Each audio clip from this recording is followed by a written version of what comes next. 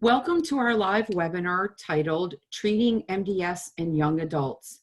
Thank you for joining us. My name is Lee Clark, patient educator, and I'll be moderating the presentation today. As we get started, we recognize the generous support of Bristol Myers Squibb, Jazz Pharmaceuticals, Agios, Genentech, and Takeda Oncology, as well as the generous support of patients, families, and caregivers for supporting the webinar today. Due to the high volume of teleconferences on the internet, it is possible you may lose your connection during the webinar. If you are unable to view the webinar online, you can call in to hear the audio portion of the program using the call-in number in your reminder email. Today's program will be archived to our website within 2 to 3 business days. You will be notified by email when it is live and ready for viewing. Immediately following the presentation, there will be a question and answer session. Please feel free to submit questions at any time during the presentation. To submit a question or comment, open the Q&A window in the lower part of your screen. Type your comment or question in the small text box window, and when you have finished typing, just hit enter. We will do our best to get to all questions today. When asking questions, I do ask that you do 2 things to help me manage the incoming questions. First, submit your entire question all at the same time. Second, please do not share private health information in your question. Our speaker cannot answer any specific questions related to your personal health care. Today's specialist is Dr. Eytan Stein, who is an assistant professor in the Department of Leukemia at Memorial Sloan Kettering Cancer Center in New York City. He received his medical degree from Northwestern University in Chicago, where he also served his internal medicine residency. Dr. Stein completed fellowships in medicine at Weill Cornell Medical College and in medical oncology and hematology at Memorial Sloan Kettering. He is board certified by the American Board of Internal Medicine, American Board of Clinical Oncology, and the American Board of Hematology. Dr. Stein focuses on the treatment of acute and chronic leukemias, myelodysplastic syndromes, and myeloproliferative neoplasms. With that said, it's my pleasure to welcome Dr. Stein. Thank you so much. It's really a great pleasure to be here in this strange age of COVID-19. I come to you from New York City, but instead of coming from my office, I'm coming to you from the master bedroom in my home, which is what most of us do these days because a lot of us can't go to work all the time. Could I have the next slide, please? These are my disclosures. I've served on advisory boards for a number of companies and received research funding from the companies below. Next slide. So what we're going to talk about today during the talk is just give a very broad overview of what are the myelodysplastic syndromes, how do they come about, what are the symptoms people with myelodysplastic syndrome, specifically people with young adults, what do they experience, what are some of the standard of care treatments that have become available to patients over the past 5 to 10 years, and finally, we're going to talk about emerging and exciting treatments for myelodysplastic syndromes. Really, before we move on, I just want to emphasize, even at the very beginning of this talk, that we live in really a different age of the treatment of myeloid malignancies, whether that's acute myeloid leukemia or myelodysplastic syndromes. And we've learned so much when it comes to the basic science of these diseases and how these diseases develop, that over the past number of years, researchers and clinical investigators have been able to develop much, much better therapeutics for these diseases. And I think that the message that I'm going to say now and I'm going to highlight at the end is that the future of the treatment of myelodysplastic syndromes is extremely bright. Next slide. So how does the World Health Organization define MDS, which of course is myelodysplastic syndrome? So this is just taken from the World Health Organization book on the definition of myeloid malignancies. And it states that the myelodysplastic syndromes are a group of clonal hematopoietic stem cell diseases that are characterized by cytopenias, dysplasia in one or more of the major myeloid lineages, ineffective hematopoiesis, recurrent genetic abnormalities, and an increased risk of developing acute myeloid leukemia. Now, for those of you who are on the call who have a medical background, you'll understand what this means, I think, but for many people, or for probably everyone who doesn't have a medical background, this is a bunch of gobbledygook. And what you hear and understand is probably the word myelodysplastic syndromes, but everything else is very technical terminology. So what I really want to do over the next couple of slides is unpack what all of this means when we define what MDS is. Next slide. So at the most basic level, in a normal functioning bone marrow, you have a blood stem cell where you can see the red arrow, and that blood stem cell, you can think of it as an infant blood cell, gives birth to two different kinds of cells, a myeloid stem cell and a lymphoid stem cell. And if you look on the left-hand side of the myeloid stem cell, that myeloid stem cell gives birth to myeloblasts, which turn into white blood cells that help fight infections called neutrophils. And it also gives birth to platelets that help your blood clot and to red blood cells that carry oxygen to your tissues. In myelodysplastic syndromes, whatever kind of myelodysplastic syndrome it is, a mutation develops where that arrow is, in the blood stem cell. And that mutant blood stem cell gives rise to cells that are abnormal and can't function normally. Next slide. Bone marrow stem cells acquire these abnormalities in one of two ways. They can either acquire chromosome abnormalities, that is that you can have an entire chromosome that may get deleted or may get added in the bone marrow stem cells, or in addition to the chromosome abnormalities, a patient can have a gene mutation, so a mutation in a specific gene, not at the whole chromosome, but just a specific gene that leads to the development of MDS. Next slide. So this, what I'm showing you here is some very technical scientific information, but it's actually pretty easy to understand once I go through it with you. And I want to explain to you how this works. So just look at the top rectangle here. The one that has in blue on the left-hand side, three different genes called ASXL1, U2AF1, and CREBBP. So the blue little dot that then goes into a large blue component, that represents mutations in those three genes, ASXL1, U2AF1, and CREBBP. And you can see that those are the initiating mutations that are arising, and this is a real patient, in this patient's stem cells, okay? After a period of time, the red mutation develops also. So not only does this patient now have the three mutations in blue, but the patient has also developed the RUNX1 mutation, which is in red. And after an additional period of time, the patient then goes on to develop an additional mutation in a gene called NRAS.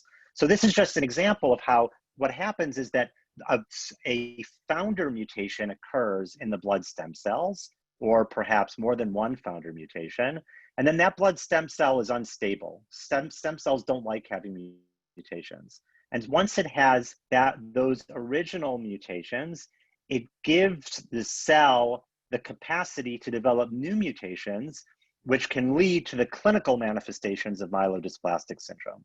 If you look at the rectangle on the bottom, you can see that things in this patient on the bottom, UPN06, that's the name, that's the identifier of the patient, are a little bit different. So this patient in blue originally developed a mutation in RUNX1.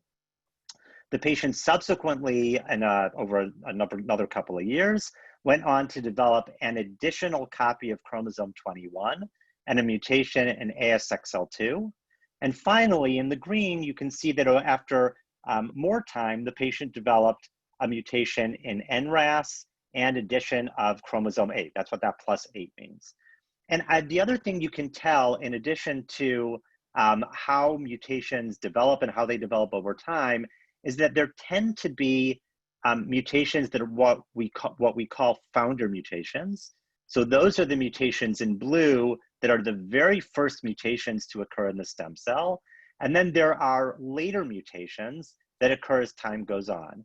NRAS, as you see in the green, is one of those mutations that happens as the disease progresses. And really the goal of any therapy that you're giving for myelodysplastic syndromes is primarily to get rid of the original bad cell that has those original mutations. Because if you give a therapy that only gets rid of the mutation in green, you still have a problem in the stem cells that could potentially give rise to additional mutations where the disease wouldn't completely be cured. Next slide. Okay, so when you have these abnormal blood stem cells, so the blood stem cells with mutations or chromosome rearrangements, what happens is that those blood stem cells give rise to cells that are deformed. Essentially, they give rise to cells that don't work normally. These cells are being produced in the bone marrow, but because they're not working and they're not able to do their job, they just kind of die out in the bone marrow. So a consequence of that is that the end product of the stem cells, and that would be red blood cells or platelets or white blood cells, are low in the blood. And that's typically what happens in a patient with a myelodysplastic syndrome. They will have low numbers of either red blood cells or platelets or white blood cells, or a combination of all three. So low red cells, as you all know, is called anemia. Low platelets is called thrombocytopenia. And the consequence of having low white blood cells can be many, but in the case of myelodysplastic syndrome, what we're really concerned about is a kind of white blood cell called a neutrophil. And having low neutrophils is what leads to patients having clinical symptoms related to myelodysplastic syndromes.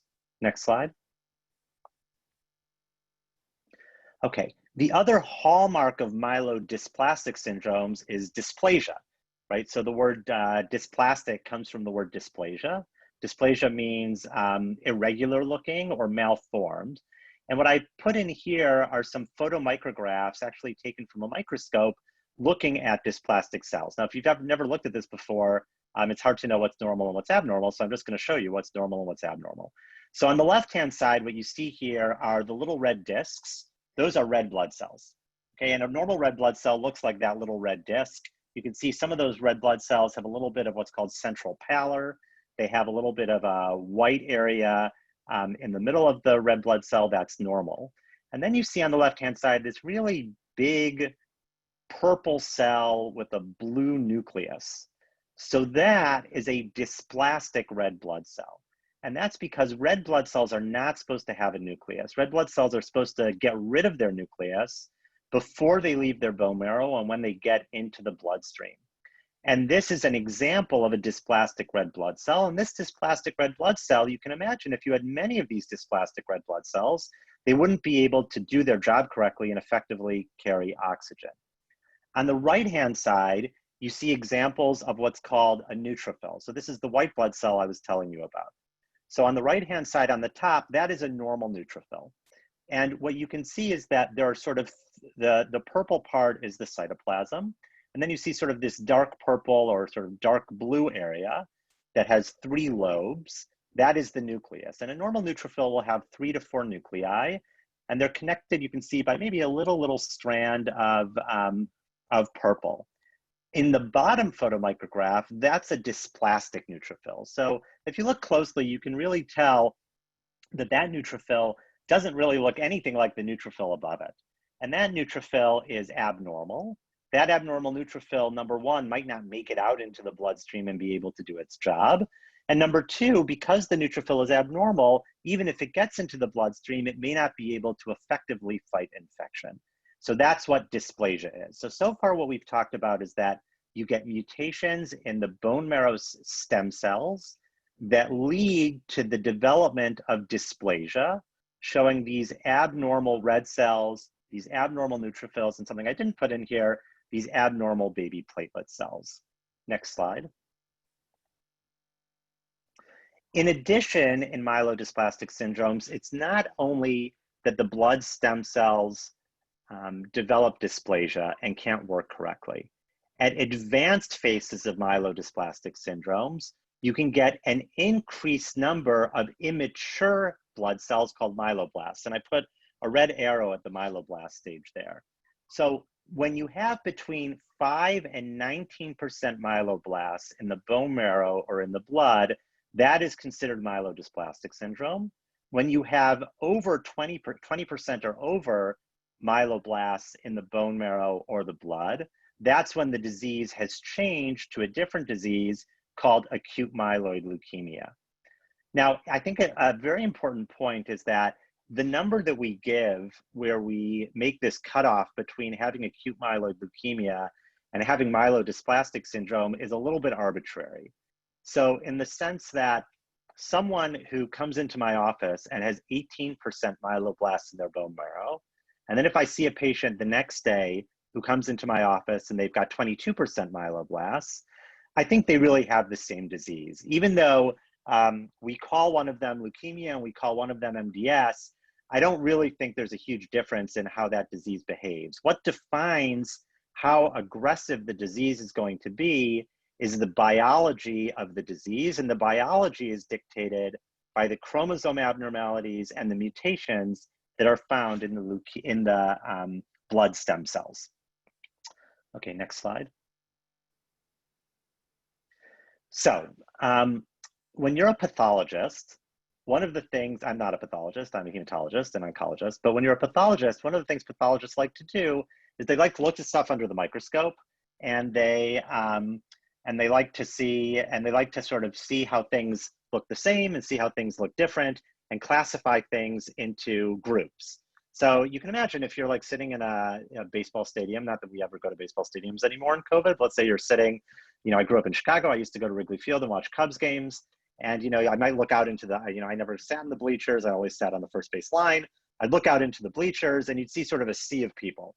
And you can't really tell what everybody looks like. They all kind of like look the same. It's just a sea of people. But then if I had gone to the bleachers and sort of, looked at each person individually, I might have been able to see, that there might have been a group of people wearing Cubs jerseys, and maybe there was a group of people rooting for the St. Louis Cardinals and wearing Cardinals hats. And you could group people in the bleachers by sort of the appearance of what they look like. So similarly, what pathologists like to do is they like to look under a microscope at bone marrow cells, and they like to group myelodysplastic syndromes into categories based on what the different cells look like. So I think the important thing to note about this is that when you're told you have a myelodysplastic syndrome, someone might say you have MDS-SLD. That's the top one on the top left-hand corner. So that's MDS with single lineage dysplasia, or MDS-MLD, MDS with multi-lineage dysplasia. And there are different categories for what these things, what the categories for these things are. And the important thing to note is that you shouldn't get too hung up on what specific category you might be in, because for many of these categories, we end up treating the patients very, very similarly. So although pathologically it's sort of interesting to pathologists and it's interesting to me as a hematologist oncologist, I think from a patient perspective, what specific type of MDS you have may be less important when it comes to how you're going to be treated or if you need treatment at all. Next slide. Okay, so what are the symptoms of myelodysplastic syndrome? So the symptoms are primarily related to low blood counts. So these are the symptoms that patients have when they have low blood counts. So a patient with low red cells or anemia usually will have fatigue, decreased exercise tolerance, shortness of breath, and pale skin. So this is a talk now that's focused on younger patients. And I think the most common thing that I see in my younger patients with myelodysplastic syndromes is that the reason they come to medical attention is because, a lot of people are sort of active physically when they're younger. Maybe they're, they exercise frequently. In New York, people will go to SoulCycle or they'll run marathons. And I'm sure people do that other places also. And someone might say, I just felt much more tired than I usually do when I was exercising. Or I was, walking up the steps in the Empire State Building, and I could only get to the 20th floor. I couldn't get to the 40th floor. So that's a common occurrence in younger patients with myelodysplastic syndromes. It usually doesn't happen until the hemoglobin approaches 7. So even if you have a low hemoglobin, but your hemoglobin is sort of in the 10 to 11 range, which is below normal, it's very unlikely that you would feel symptoms until you start getting hemoglobin in the range of 7 to 8. Low platelets, called thrombocytopenia, the symptoms of that are if you're brushing your teeth and you notice that your gums are bleeding a lot. Some people will develop pinpoint rashes on their skin. And what I mean by a rash here, sort of like a dark purple rash, where when you press the rash, it doesn't go away. Some people develop unusual or easy bruising or blood in their urine or stool. All of these things, though, almost always happen when the platelet count is less than 10,000. So your body has built in a huge buffer between the normal platelet level and when a low platelet level can lead to clinically significant bleeding. So the normal platelet level is above 140,000, but you can have platelets between 10,000 and 140,000 and not really have any systemic manifestations of having that low platelet count. And surgeons will sometimes operate on patients even when the platelet count is 50,000 or 60,000.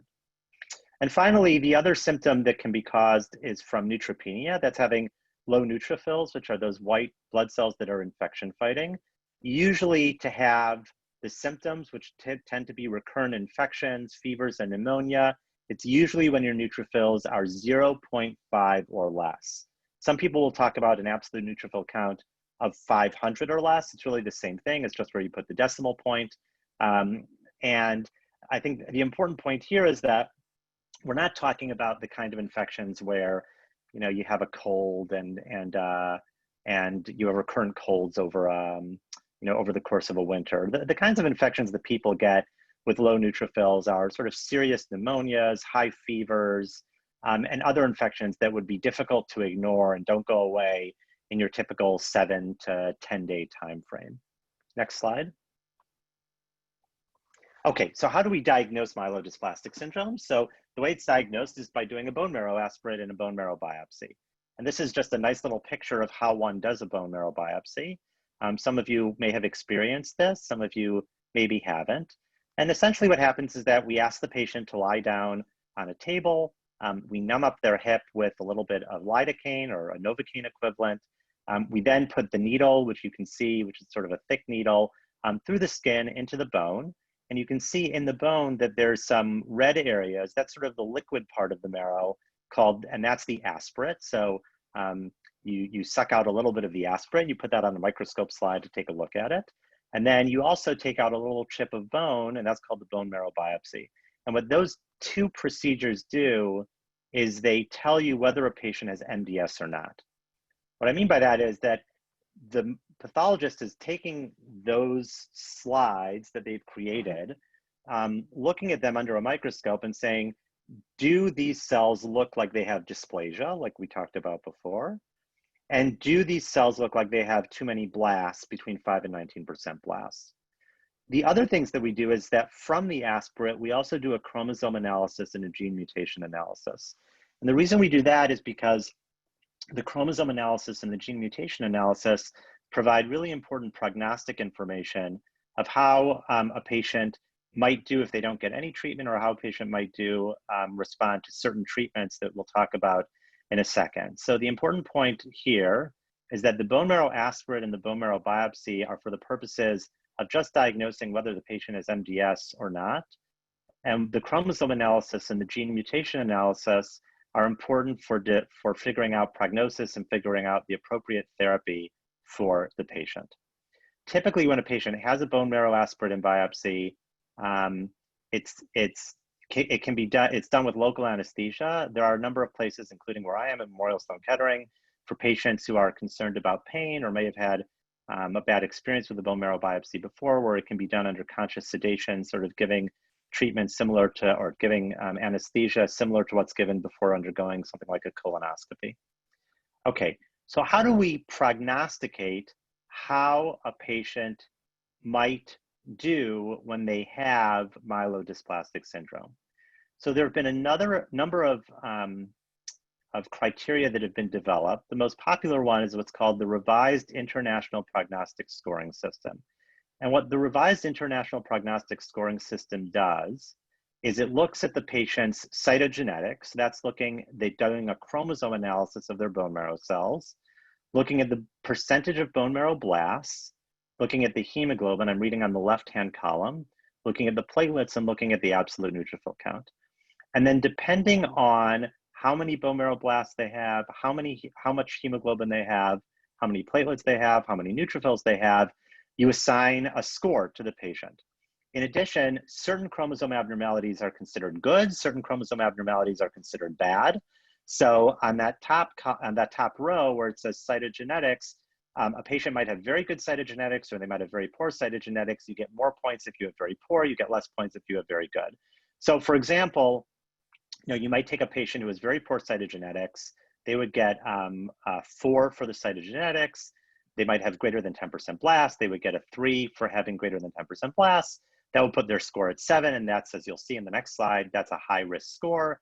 Another patient might have very good cytogenetics, they might have very few bone marrow blasts, they might have a hemoglobin greater than 10, platelets greater than 100, and a neutrophil count greater than 0.8, and then their IPSS-R score would be 0. And this is how, when I first meet a patient, and I do their bone marrow biopsy, and I look at their cytogenetics, this is how I think about sort of the patient's prognostic risk. Next slide. Okay, and the prognostic risk groups people into people who are in the very low risk group and the very high risk group.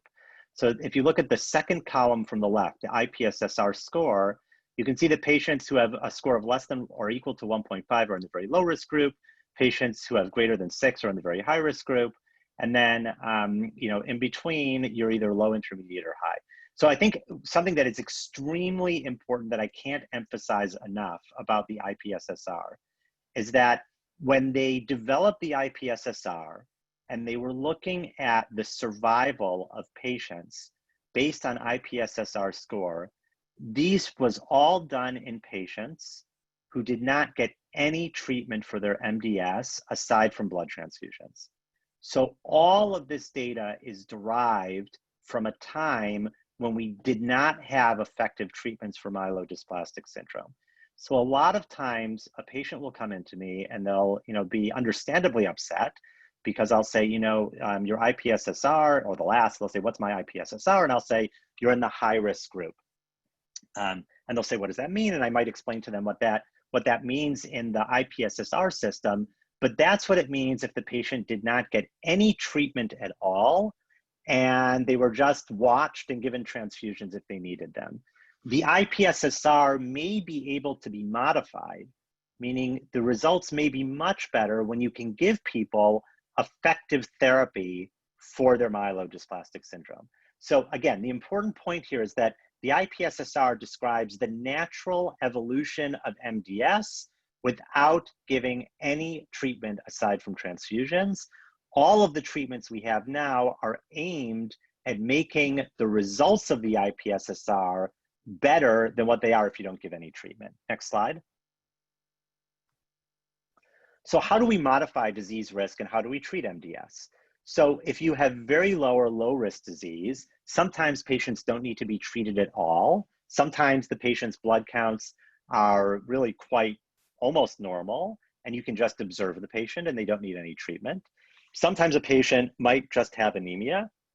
If they just have anemia, you can give drugs that help produce more blood cells. Sometimes patients can have a specific subtype of myelodysplastic syndrome called myelodysplastic syndrome with an abnormality of chromosome 5q. That's treated with a special drug called lenalidomide, which we'll talk about in a second. You could have high or very high risk disease. That's typically treated with something called a hypomethylating agent. The two drugs that are available on the market are decitabine and azacitidine. And then there's that large group of patients who have intermediate risk disease, and that depends a little bit on which cell lines, what the cytopenias are, and what the blast percentage is. And finally, of course, we often talk about stem cell transplants in our patients with myelodysplastic syndrome because, as you can imagine, if the problem is in a diseased stem cell that gave rise to the myelodysplastic syndrome, one way to fix that problem is to get rid of the diseased stem cells and give someone new healthy stem cells. Next slide. Okay, so let's talk a little bit about this very special kind of MDS with deletion of chromosome 5q. So this is an MDS which really stands in a category of its own, because the clinical manifestations that we see in patients with this kind of MDS is that they'll come into the clinic and they'll have really isolated anemia. Their platelets are usually normal or above normal. Their white cells are usually pretty normal. We do a bone marrow biopsy, and what we find is that they've got a deletion of a part of chromosome 5. If you give patients this medicine called lenalidomide in continuous daily dosing or in 21-day dosing out of a 28-day cycle, so that means you're getting the lenalidomide 21 days in a row and then you get 7 days off, 61% of patients in this trial that was published in 2006 by Alan List in the New England Journal of Medicine developed transfusion independence. So that is, of the patients who were dependent on red blood cell transfusions before they got lenalidomide, nearly 2/3 of those patients went on to become transfusion independent and essentially go on to live a normal life as long as they took their medication. Next slide. Now, what if you don't have a 5q deletion, but you just have MDS, but your MDS is characterized primarily by just having anemia, right? So your platelets are normal or your white cells are normal. All you have is you have a problem with anemia. So in that case, we check what's called the EPO level. EPO is a hormone in your body that tells your bone marrow to produce red blood cells. And in some patients with MDS with anemia, the EPO level might be a little bit low, or it might even be normal. But we think that if you give more EPO to the patient, you can stimulate the bone marrow to produce more red blood cells. So in my patients who don't have a 5q deletion, who have isolated anemia, I will start their treatment by giving them an erythroid stimulating agent. This is usually a shot that people will get once every week, once every 2 weeks, once every 3 weeks. We'll do that for usually 6 to 12 weeks, and we'll see whether the red blood cells have improved. If the patient remains anemic after getting the erythroid stimulating agent, then, next slide,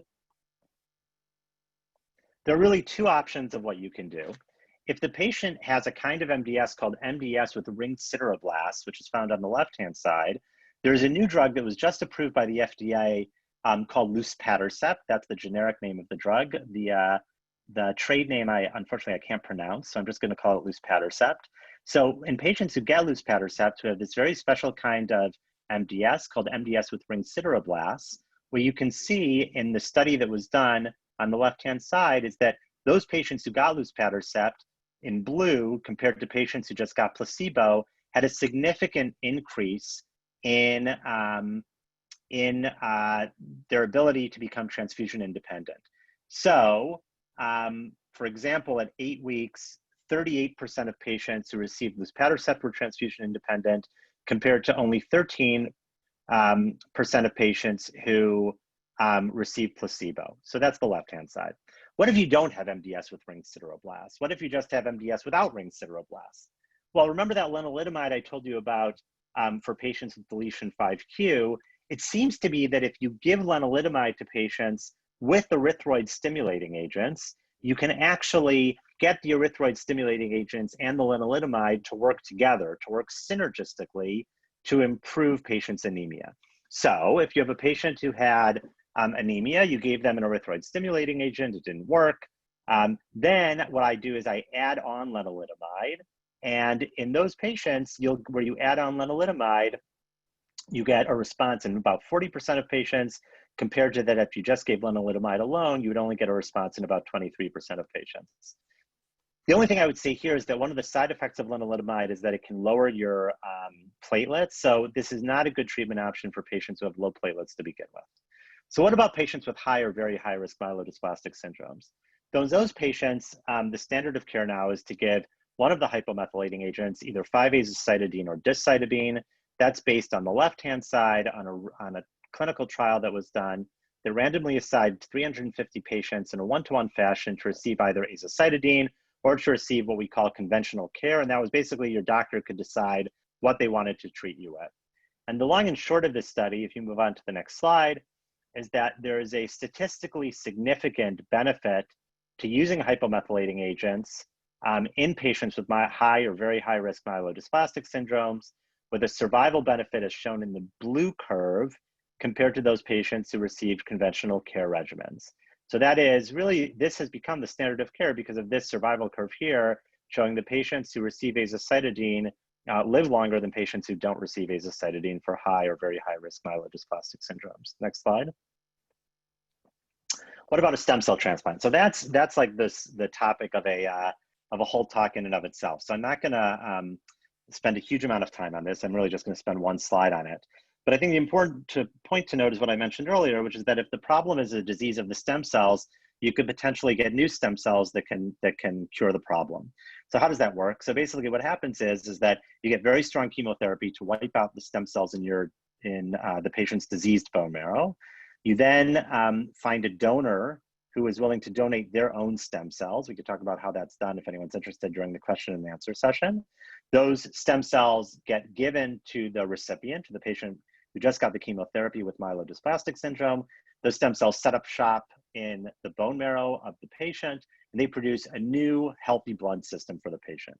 The risks of a stem cell transplant are primarily related to infection because your immune system is depressed for a long period of time, and sometimes related to something called graft versus host disease, where the new stem cells will sort of set up shop in a patient's bone marrow, and then they'll produce white blood cells, and those white blood cells will sort of start swimming around and see the patient's skin or see their other organs and say, hey, I'm not home anymore. I don't like this place, and start attacking the organs. That's called graft versus host disease. We have very, very good treatments, though, to help prevent and treat graft versus host disease. Next slide. Okay, so we're gonna move on. We're gonna talk a little bit about some new directions in the treatment of myelodysplastic syndromes. So the first thing I wanna show you is treatment with a drug called Enasidenib. So about 5% of patients with myelodysplastic syndromes will have a mutation in a gene called IDH2. And we ran a clinical study where we gave patients with myelodysplastic syndromes with IDH2 mutations an IDH2 inhibitor, an IDH2 blocker called Enasidenib. And what we saw is that 53% of the patients who got Enasidenib, these are small numbers of patients, only 17 patients, but 53% of those patients had a response to treatment. And a lot of those responses to treatment were improvements in the blood counts. Next slide. If you look on the slide here, each row here, or each bar is an individual patient. And you can see that some of these patients had responses out to 2 years. Enasidenib is an oral medication that's easy to take and has minimal side effects. So we think this is potentially a very exciting treatment for patients with myelodysplastic syndromes with an IDH2 mutation. It also sort of gets to the point of why it's important to check for mutations at the time of the initial diagnosis. In addition to Enasidenib, which is an IDH2 blocker, there is now a clinical trial looking at an IDH1 blocker for patients with MDS which have IDH1 mutations. We don't have results from that trial yet, but it is a very exciting clinical trial. Next slide. Okay, what about this drug called Magrolimab? There's really been a lot of buzz about this drug, and that's why I thought I'd talk about it. So Magrolimab is an antibody that blocks something called CD47. So CD47 is found on myelodysplastic syndrome cells. And what CD47 does is it essentially tells your body's immune system not to kill cancer cells. So everyone's immune system is sort of programmed to kill cancer cells if cancer starts developing. And in MDS, it's a similar thing. So MDS cells can be killed by the immune system. But what MDS cells are sort of smart at doing is that they develop ways of tricking the immune system into sort of ignoring them. So what Magrolimab does is it blocks CD47 so that these MDS cells become visible again to the immune system. And once they're visible again to the immune system, a specific kind of immune cell called a macrophage can come and sort of gobble up and kill the MDS cells. Next slide. And there was a clinical trial that was done giving Magrolimab with azacitidine in patients with untreated myelodysplastic syndromes. We can move on to the next slide. Keep going. Keep going. We can go through all this. Just go, yeah. Great. I think there are a couple of important points whenever you're testing out a new drug. So the first thing is you want the drug to be tolerable. So you don't want the treatment for the disease to be worse than the disease itself. You don't want the side effects to be horrible. And this looks at the side effects of patients who got the combination of magrolimab with azacitidine. And the long and short of this is that this drug was very well tolerated, with the most common side effect being a little bit of anemia and some fatigue. Next slide.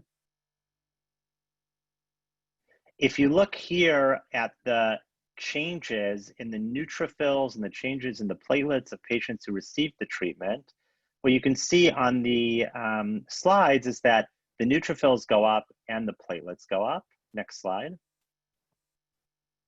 And what you can also see on the right, well, first on the left-hand side, is that the overall response rate in patients with MDS is 91%. So that means that 9 out of 10 patients who got the combination of magrolimab and azacitidine had a response to treatment.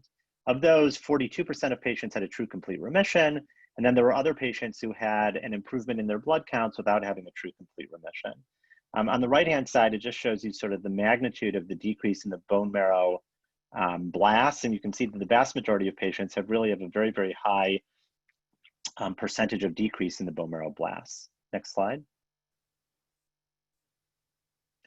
Okay, so the other combination, which I'm very excited about, is the combination of azacitidine with a drug called Venetoclax. So Venetoclax is a type of drug called the BCL2 inhibitor.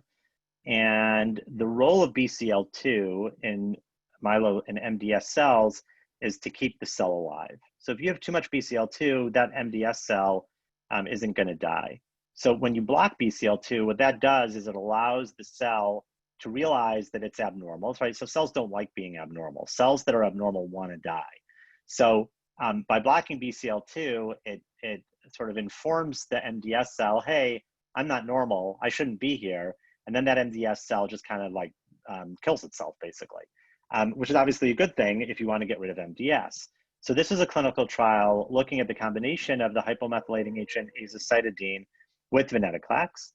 And as you can see, there was a very, very high rate of response with the complete remission rate in green of almost 40%, a rate of what's called marrow complete remission of almost 40%, and then 15.8% of patients having stable disease. Next slide. In addition, these patients, many of them had improvement in their hematologic parameters. In the orange, what you're seeing is patients who had an improvement in their red cells. In green, what you're seeing is patients who had an improvement in their platelets. And in blue, what you're seeing is patients who had an improvement in their neutrophils. Next slide. And this is the survival of the patients. I think what you can appreciate is that this is primarily a flat line, and that the vast majority of patients ended up surviving a prolonged period of time with this combination. Next slide. Okay, so I rushed through the last few slides just because I wanted to give you all a chance for questions. But I think, as I mentioned earlier, in conclusion, I really think the future is bright. I think we've really gone are the days where we didn't have treatments for myelodysplastic syndromes. Myelodysplastic syndromes are diseases which are on everybody's radar, for which, because we now understand the biology of the disease, we really are developing much, much better treatments for the disease. We talked about how MDS arises from mutations in bone marrow stem cells. The symptoms are related primarily to low blood counts. The IPSS-R defines prognosis, but again, I want to emphasize the data was generated in patients who never received any treatment aside from transfusion. So that's just sort of like natural history of what happens if you don't give the patients any treatment. That was done when there wasn't any treatment. We can really now target therapy to specific subsets of patients with MDS, such as patients with 5q deletions who get lenalidomide, patients with ring sideroblasts who can get luspatercept, and patients with IDH2 mutations who can get Enasidenib. We talked about stem cell transplants, how patients who the ultimate treatment would be giving a stem cell transplant to replace the diseased stem cells. And finally, we talked about new novel agents such as magrolimab and Venetoclax. And with that, I really want to thank you for your time. And I'm happy to take any questions that that anyone might have. Thank you, Dr. Stein, very much. What are some of the challenges in with treating patients of a younger age, being that MDS is typically a disease of older adults? Are there any specific challenges in treating younger adults? Yeah, so I think that in younger adults, there are a variety of challenges. One of the challenges is that from a psychosocial perspective, younger adults are usually, they're sort of in the prime of their life, right? They might be, having children. They might be, working at a job where they're trying to get a promotion. They they want to exercise. They want to go out and date, or maybe they've got a significant other, but they want to go do things with their significant other. And I think that in certain ways, the impact on the quality of life is a lot harder when you're younger than when you're older. It's still upsetting when you're an older patient to get a diagnosis of myelodysplastic syndrome, but sort of how people are impacted, I think, is a little bit different. I mean, the other thing is that when you have myelodysplastic syndrome, particularly if you're getting treatment, the treatment takes up time. If you're getting blood transfusions or you need a stem cell transplant, all those things take time, which sort of impact relationships and ability to work. And that's why I think it's important to go to a center that has a lot of experience working with younger adults when you're given a diagnosis of myelodysplastic syndrome, because those centers will likely have resources and support systems to help with these sort of psychosocial challenges that come up. Oops.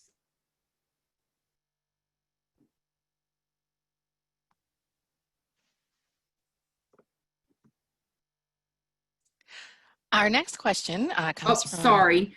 Oh, you sorry about Lee? that. I was okay. on mute. My apologies. Thanks, Julie. No worries. Dr. Stein, are there additional causes for younger adults to be diagnosed with MDS, such as secondary MDS, or what are some of the other causes that somebody of a younger age may be diagnosed?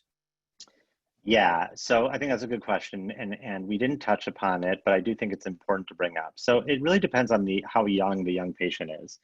There are certain genetic mutations that are called inherited, that can lead to what's called inherited bone marrow failure syndromes. So that's a way of saying that a patient might be born with a predisposition to developing a myelodysplastic syndrome. So so perhaps the patient inherits a mutant gene from one of their parents or both of their parents, which can lead to a susceptibility to developing additional mutations in their bone marrow cells that can lead to the development of myelodysplastic syndrome. So certainly in younger patients with MDS, we always do think about inherited bone marrow failure syndromes, and we do a very detailed family history to see if anyone else in the family might have any problem with their blood counts, or a history of myeloid or myeloid diseases or MDS. And then I often will refer my young patients, to clinical genetics, just so that they can take a look at the patient and be sure there's nothing inherited going on. The other thing that can sometimes happen is that, if you think about the range of cancers that young people get, a common cancer in younger males, for example, is testicular cancer.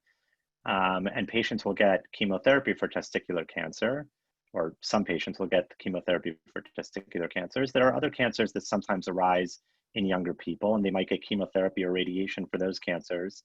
And chemotherapy and radiation for other cancers can in rare cases, I don't want to make it sound like it's common, but in rare cases, can damage DNA, which can lead to the development of myelodysplastic syndromes. It's pretty uncommon for that to happen. I would never, ever tell someone not to get treated for whatever solid tumor they have because of a risk of developing a myelodysplastic syndrome, but in rare cases, patients can develop myelodysplastic syndromes because of treatment for a prior solid tumor with chemotherapy and radiation. Thank you. Is a transplant the go-to option for younger adults with MDS? The general answer is yes. But the question is, I think the hard part about it is the timing of the transplant, because the transplant itself comes with risk. And on the one hand, you want to do a transplant early enough that the disease, the myelodysplastic syndrome, doesn't get away from you. On the other hand, you don't want to do the transplant too early, maybe, if the side effects of the transplant are going to be worse than the disease itself. So, and there's no, the decision of when to pursue an allogeneic bone marrow transplant in a patient, in a younger patient with MDS, is one that is really a very intensive discussion between the patient's doctor, and the person, whether it's the patient's doctor or a different doctor, who's the transplant physician. Certainly, I think for patients with higher risk or intermediate risk MDS, we're always trying to get those patients to an allogeneic bone marrow transplant so that they can be cured.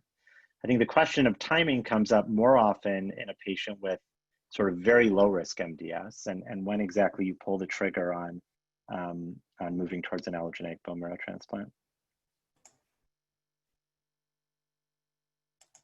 Thank you. Our next question reads, what about trilineal issue hypocellular MDS? Could you please discuss that? Yeah, another topic which I didn't discuss because it's just for lack of time.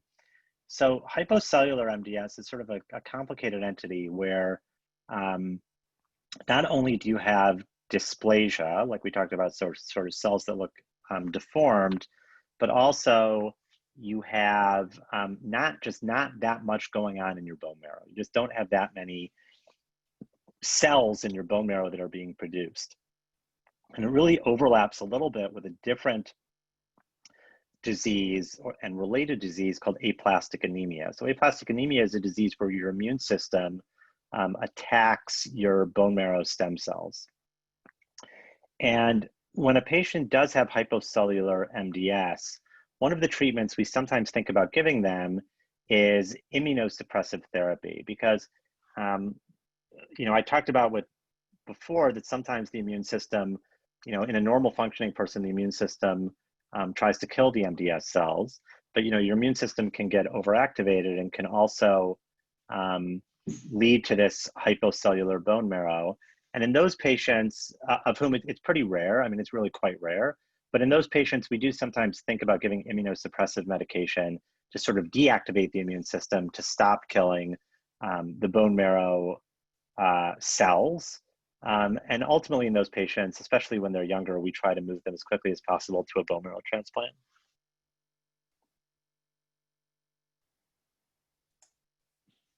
Oops, thank you.